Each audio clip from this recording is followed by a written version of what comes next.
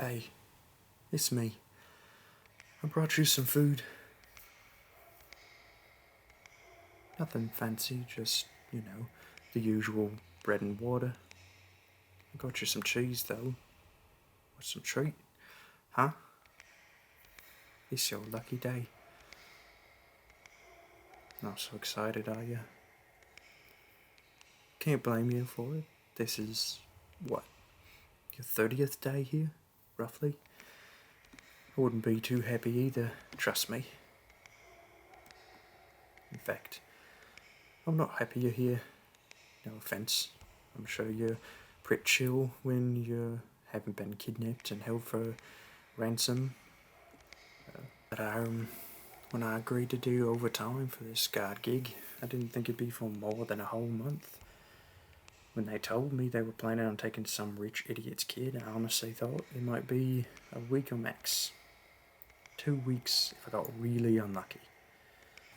I mean, what kind of father wouldn't pay the ransom to get their own child back? Especially if they have more than enough money. But now I haven't had a day off in a month, and I'm starting to get a little impatient. You know what I mean? Well, hey, chill. I wasn't trying to threaten you or anything, sorry. I didn't mean it like that. I'm not going to kill you or anything. It's not your fault that no one's paying the money now, is it? Yeah, that's right. You see the cops telling your family not to pay and let them do their job, which, honestly, stupid thing to do. Why not pay money instead of risking a life? Not like a million matters to them anyway. Or, and I hope for you, it's not this option, your family simply doesn't give a shit about you and leaving here to rot. But, I don't know. Which one do you think it is? Damn. Really? I mean, no offense, but you sure? How could your dad not give a shit about you? Literally his kid. I mean, it's kind of fucked up. You sure you're not just thinking that because you've been sitting here in this hole for too long? Like, giving up hope or whatever? Alright. I get it. Think about it. I don't think you've ever seemed too hopeful. I honestly expected you to be some spoiled rich kid being all like, wait, till my father hears this. My dad come rescue me. Yada, yada, yada. But that's not what you're like at all.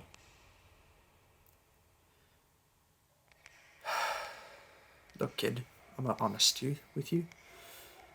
I was gonna try and squeeze last drops of hope out of you to maybe get you to tell me who else might be willing to pay some money for your life, but honestly, this is just too depressing.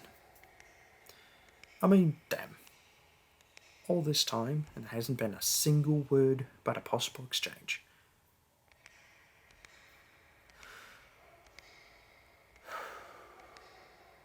Hey, mind if I sit down next to you? I think we might have to discuss some stuff. No, I'm serious. This isn't a trick or anything. I just don't want to risk anyone hearing this from outside that door. Fuck it. I'll just sit down over here. Damn, this floor is cold. You could have said something, you know. I could have brought you another blanket or something. I'm just a guard here, not a fucking monster. No wonder you look so sickly. Though I assume that might be because you refuse to eat. Just make things any better, you know. Anyway. Look, there's no easy way to say this. And I hate having to tell you this, but I'm not the only one who's grown impatient. I've been trying to keep up the acts, like everything's fine and we're still waiting for the money, but I feel like it's not fair to you any longer.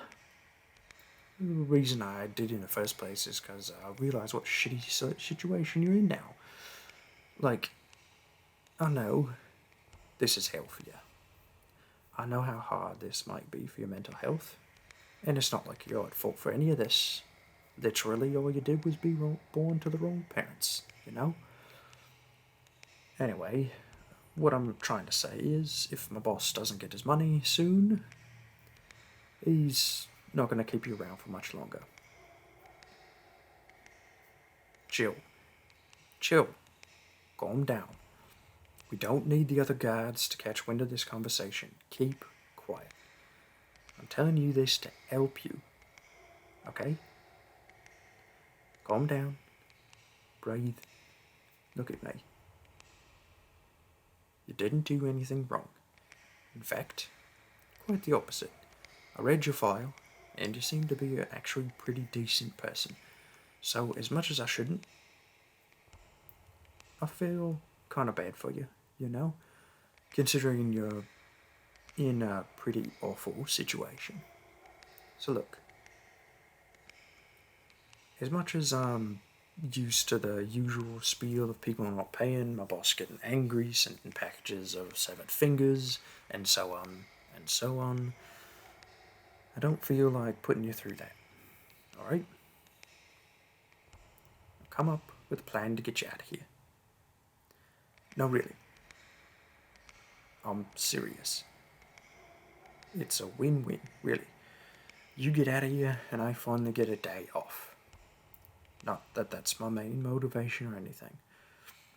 I've never done this before either, but usually my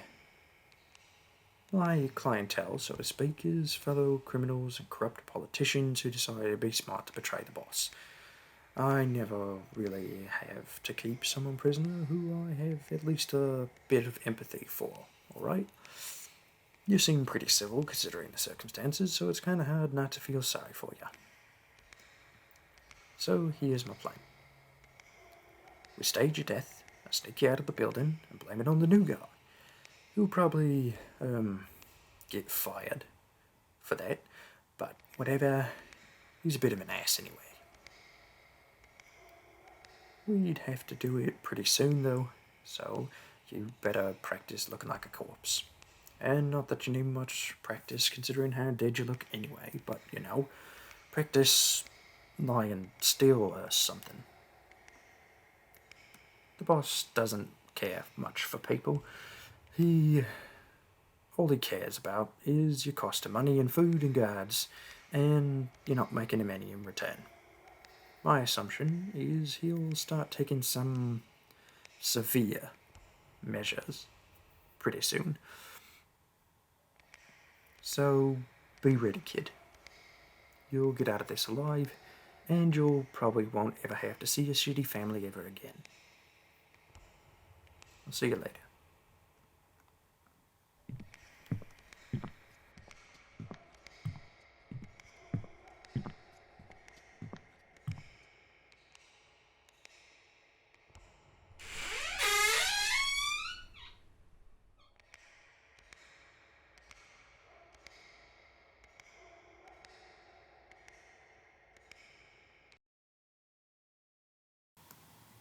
Hello, my sparkles of adventure.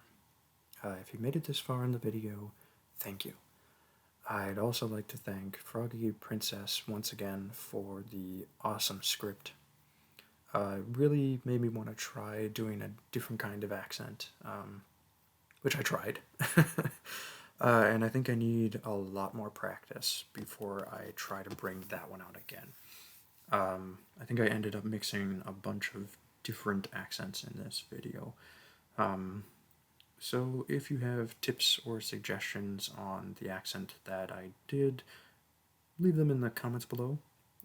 If you liked the accent, leave that in the comments below so I know to improve this one and actually maybe bring it out again. I want to remind everyone that the sun is always there, and sometimes it's just behind a couple of clouds, and it will eventually come out again, and that applies to life as well. Eventually bad times will end and the good times will come back, and sometimes there's an unexpected sunlight in your life that you just might be missing because of all the clouds that are concealing it. And with that in mind, I'll see you all next time.